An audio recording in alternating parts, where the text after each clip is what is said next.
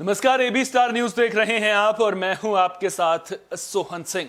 बड़ी खबर में आज बात करेंगे चंद्र ग्रहण की। दरअसल साल का आखिरी चंद्र ग्रहण आज है और कई मायनों में यह चंद्र ग्रहण बेहद खास है क्योंकि ठीक 15 दिन पहले सूर्य ग्रहण भी देखने को मिला था। तो अब जो ये 15 दिनों के अंतराल में चंद्र ग्रहण पड़ा है, क्या इसका कोई संयोग है? और कार्तिक पूर्णिमा के दिन चंद्र ग्रहण का जो ये संयोग बन रहा है, आमतौर पर पूर्णमासी के दिन ही चंद्र ग्रहण लगता है, लेकिन कार्तिक पूर्णिमा के दिन चंद्र ग्रहण लगने के पीछे क्या धार्मिक कुछ मान्यताएं भी हैं? दरअसल जो मौजूदा स्थिति वो नजर आ रही है कि धर्मनगरी हरिद्वार समेत तमाम जगहों पर लोग बड़ी संख्या में पहुंच रहे हैं। आस्था की डुबकी जैसे ही चंद्र ग्रहण खत्म होगा वैसे ही लोग लगाते हुए भी नजर आएंगे। बड़ी संख्या में लोग पहुंच रहे हैं। ग्राफिक्स के जरिए आपको कुछ महत्वपूर्ण जानकारियां भी हम यहां पर दे देते हैं। भारत में चंद्र ग्रहण का समय आप अपनी स्क्रीन पर देख सकते हैं। सुबह 9:21 से सूतक काल जो है वो भी शुरू हो चुका है। और कहां कहां पर यह चंद्र ग्रहण दिखेगा? विदेश में ऑस्ट्रेलिया में चंद्र ग्रहण नजर आएगा। इसके अलावा प्रशांत महासागर में भी चंद्र ग्रहण दिखाई देगा। अमेरिका में भी नजर आएगा। तो वो तमाम जगहों के बारे में भी हम एक एक करके आपको जानकारी दे रहे हैं। वो हर जानकारी आप तक पहुंचा रहे हैं। किन किन शहरों में पूर्ण चंद्र ग्रहण दिखाई देगा? कोहिमा में पूर्ण चंद्र ग्रहण नजर आएगा। इसके अलावा पटना में भी पूर्ण चंद्र ग्रहण नजर आएगा। रांची में आपको पूर्ण चंद्र ग्रहण दिखाई देगा। ईटानगर में आपको पूर्ण चंद्र ग्रहण नजर आएगा। धार्मिक मान्यताओं पर भी बात करेंगे कि आखिर चंद्र ग्रहण का क्या कुछ असर देखने को मिलेगा। शुरुआत 2:39 से इसकी होगी। भारत में चंद्र ग्रहण शाम को 6:19 पर खत्म हो जाएगा, जिसके बाद से लोग जो तमाम दिनचर्या के अपने काम हैं वो कर सकते हैं। गंगाजल का छिड़काव उसके बाद लोग घरों में करते हैं ताकि किसी तरह का जो दोष होता है वो देखने को ना मिले और चंद्र ग्रहण का बुरा प्रभाव देखने को ना मिले। इसलिए तमाम जो विधियां होती हैं वो अपनाए जाते हैं। सूतक काल जो है वो अभी लगा हुआ है। सुबह से ही जब चंद्र ग्रहण शुरू होता है उससे 9 घंटे पहले से ही सूतक काल लग जाता है। ऐसे में भी कई सावधानियां बरतनी पड़ती हैं। उन सावधानियों के बारे में भी हम जो ज्योतिषाचार्य हमारे साथ जुड़ेंगे उनसे आपको एक एक करके बारीकी से समझाने की कोशिश करेंगे। और गर्भवती महिलाओं की अगर बात करें तो गर्भवती महिलाओं के लिए चंद्र ग्रहण के दौरान खासी सावधानी बरतनी बेहद जरूरी है। वहीं सूतक काल से पहले खाने पीने की चीजों में पहले से तुलसी के पत्ते डालकर रखे जाते हैं और इसके पीछे साइंटिफिक वजहें भी बताई जाती हैं। दरअसल जब चंद्र ग्रहण से पहले जब जो स्थिति बनती है, ऐसे में जो ग्रहण से पहले जो किरणें होती हैं, पराबैंगनी किरणें होती हैं, वो कहीं ना कहीं नुकसान पहुंचा सकती हैं। लिहाजा साइंटिफिक वजहें भी इसके पीछे निकलकर सामने आती हैं। और धार्मिक जो कथाएं हैं उनमें भी राहु की कथा बेहद प्रचलित है। और उन तमाम बातों का भी आपको एक एक करके उनके बारे में आपको बताएंगे। आपको विस्तार से हर एक वो जानकारी देंगे जो आपके लिए जाननी बेहद जरूरी है, क्योंकि चंद्र ग्रहण को लेकर के लोगों के मन में कई तरह के सवाल भी उठते हैं। केवल चंद्र ग्रहण ही नहीं, जब ग्रहण शब्द लोगों को सुनाई देता है तो फिर जहन में कई तरह के सवाल भी उठते हैं। कुछ एक नेगेटिव धारणा बनती हुई नजर आती है। लेकिन क्या जो ग्रहण लगते हैं वाकई में सभी राशियों के लिए वो नुकसानदायक होते हैं, या फिर कुछ जो राशियां हैं उनके लिए शुभ मुहूर्त भी निकलकर सामने आता है? इन तमाम बातों के बारे में विस्तार से जानने की कोशिश करेंगे। एक एक करके हर वो बारीक जानकारी आप तक पहुंचाने की कोशिश करेंगे जो आपके लिए जाननी बेहद जरूरी है। और उन सवालों का जवाब तलाशने की कोशिश करेंगे जो आपके मन में ग्रहण को लेकर के घूमते हैं। चाहे बात चंद्र ग्रहण की हो या फिर सूर्य ग्रहण की हो, तो वो हर एक जानकारी आप तक आज हम पहुंचाएंगे। कुछ ही देर में ज्योतिषाचार्य अजय कुमार तैलंग हमारे साथ में जुड़ेंगे, और जब अजय कुमार तैलंग हमारे साथ में जुड़ेंगे तो वो एक एक करके ना सिर्फ धार्मिक मान्यताओं के बारे में आपको जानकारी देंगे, जो पुराणों में कथाएं प्रचलित हैं उनसे वो भी जानने की कोशिश करेंगे। साथ ही साथ ये भी जानने की कोशिश करेंगे कि जो ग्रहण है क्या उसके नेगेटिव इंपैक्ट ही देखने को मिलते हैं, क्योंकि जब भी ग्रहण शब्द, जिस तरह से मैंने पहले भी आपको बताया, एक नेगेटिव जो विचारधारा है वो हमारी बनती हुई नजर आती है। तो क्या सचमुच में सभी के लिए वो नुकसानदायक होता है या फिर कई लोगों के लिए शुभ मुहूर्त भी आ सकता है? इन तमाम बातों का जिक्र करेंगे। हमारे साथ मौजूद हैं ज्योतिषाचार्य पंडित अजय कुमार तैलंग जी।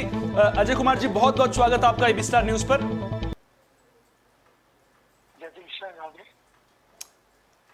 अजय जी, आपको मेरी आवाज मिल रही है? हाँ, मिल रही है। अजय जी, सबसे पहले तो चंद्र ग्रहण को लेकर के या फिर सूर्य ग्रहण को लेकर के सबसे बड़ा सवाल जो लोगों के मन में रहता है, दरअसल जब भी ग्रहण शब्द सुनने में आता है तो फिर कई तरह की बातें मन में आती हैं, नकारात्मक बातें आती हैं कि एक नेगेटिव इंपैक्ट पड़ता हुआ नजर आता है। तो क्या नकारात्मकता ही एक ग्रहण, जो ग्रहण है उसका प्रतीक एक तरह से मान लें, या फिर कई जो राशियां हैं उनके लिए जो ये ग्रहण है, जो आज चंद्र ग्रहण लग रहा है, वो शुभ भी हो सकता है कुछ मायनों में?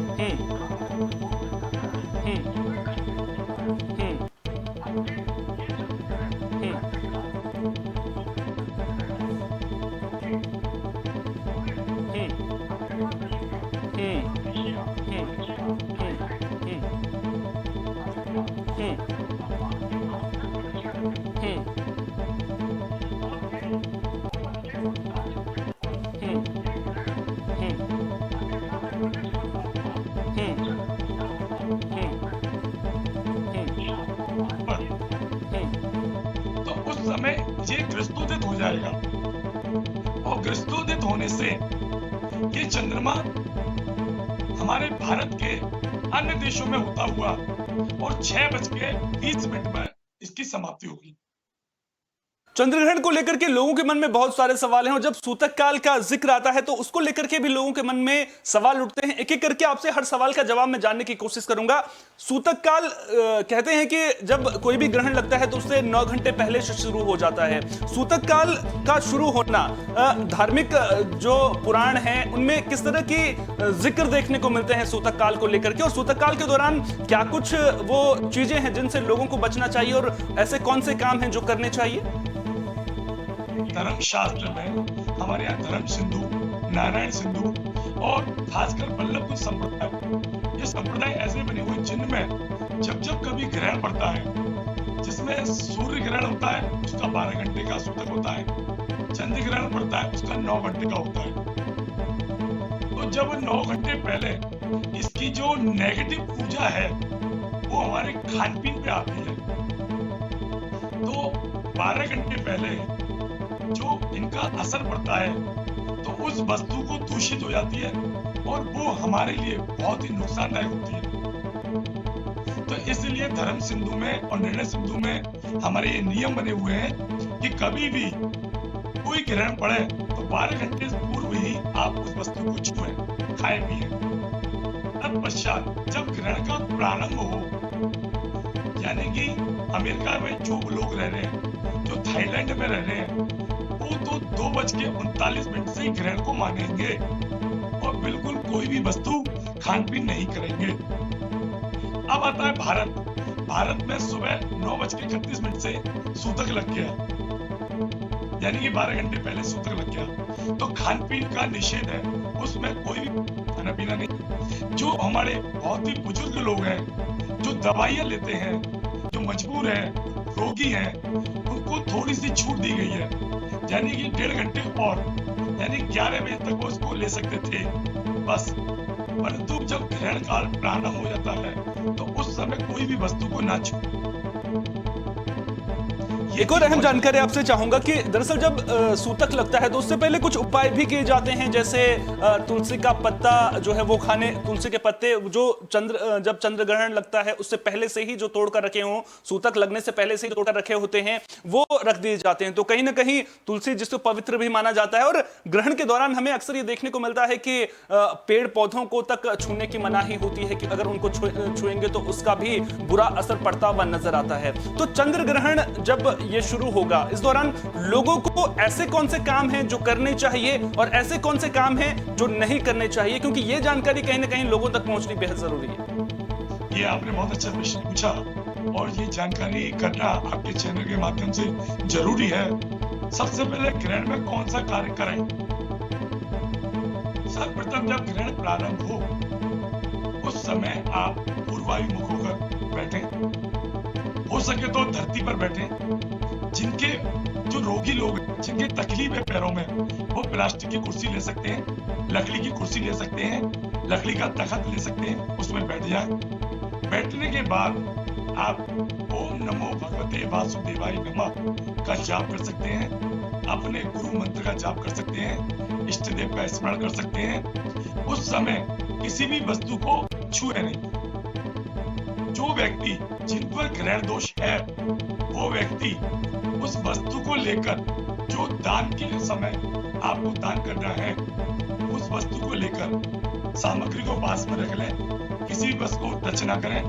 और हो सके तो जैसे बाल काटना, नाखून काटना, कैंची चलाना, सुई से धोना, कोई भी वस्तु का प्रयोग ना करें। खाने की वस्तु को आपको नहीं खाना है, पीने की वस्तु को नहीं पीना है, और हो सके तो अशुभ भाषा का प्रयोग ना करें। अब आती है तुलसी के पत्ते और कुशा। ये दो दिव्य वस्तु हैं जो धर्म शास्त्र में शुभ मानी गई है। अगर आपके घर में कुशा हो तो सभी वस्तुओं के ऊपर कुशा को रख दें। अगर आपका तुलसी दल हो तो तुलसी दल को पधरा दें, तुलसी दल हर वस्तु पर रख दें। तो इससे आपको पॉजिटिव ऊर्जा भी मिलेगी और साथ ही धर्म शास्त्र के अनुसार उस वस्तु को शुद्ध माना गया है और वो अपने कायिक, वाचिक, मानसिक सकल दोष पर्यार्थम।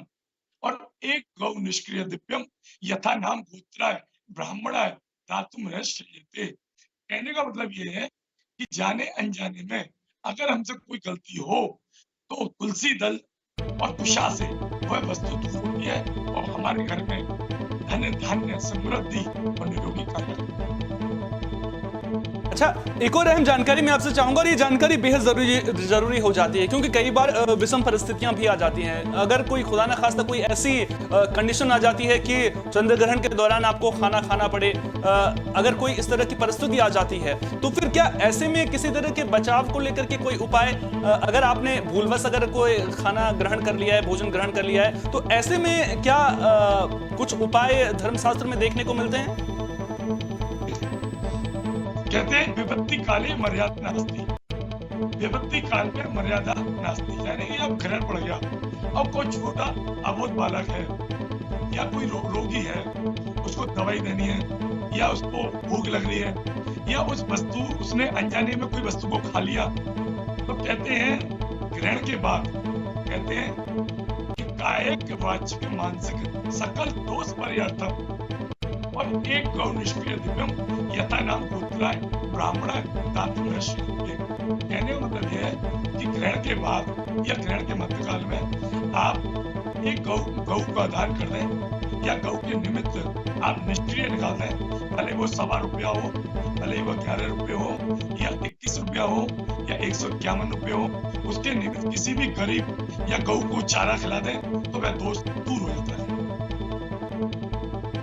जानकारी मैं आपसे चाहूंगा, ये तो रह गई, हमने सूतक काल की बात कर ली, ग्रहण से पहले की बात कर ली, ग्रहण के दौरान की बात कर ली। ग्रहण के बाद अक्सर दान की परंपरा देखने को मिलती है, और चाहे सूर्य ग्रहण हो या चंद्र ग्रहण हो, उसके बाद दान देने का विशेष महत्व माना जाता है। आखिर दान का महत्व चंद्र ग्रहण या फिर सूर्य ग्रहण के बाद इतना ज्यादा क्यों बढ़ जाता है? धर्मशास्त्र में इसको लेकर के क्या कुछ जानकारियां निहित हैं? देखिए, जब समुद्र मंथन हुआ था तब अमृत कलश लेके जो प्रभु आए थे, उस अमृत कलश को राहु नाम का राक्षस, उसने अमृत कलश को लिया था। इस अमृत कलश को पीने के लिए राहु ने जब पान किया तो उस समय सूर्यदेव और चंद्रदेव ने उनको देखा। देखने के बाद उन्होंने देवताओं से इसका जिक्र किया तो भगवान विष्णु ने मोहिनी रूप धारण करके उसका राहु राक्षस का वध किया। उसी समय राहु के दो टुकड़े हुए, अर्धस्कल जो सिर था वो राहु हुआ और धड़ जो है वो केतु हुआ। उस समय राहु दृष्टि से और केतु दृष्टि से चंद्र और सूर्य ये दोनों उसके दुश्मन हुए। कालांतर में जाके जब ये कलयुग का प्रवेश हुआ तब इनका प्रताप और बढ़ गया। कहते हैं सतयुग, त्रेता, द्वापर और कलयुग, ये 4 युग है। उस 4 युग में हमारा जो कलयुग है वो 4,32,000 वर्ष का है। अभी 5,154 वर्ष कलयुग को हुए।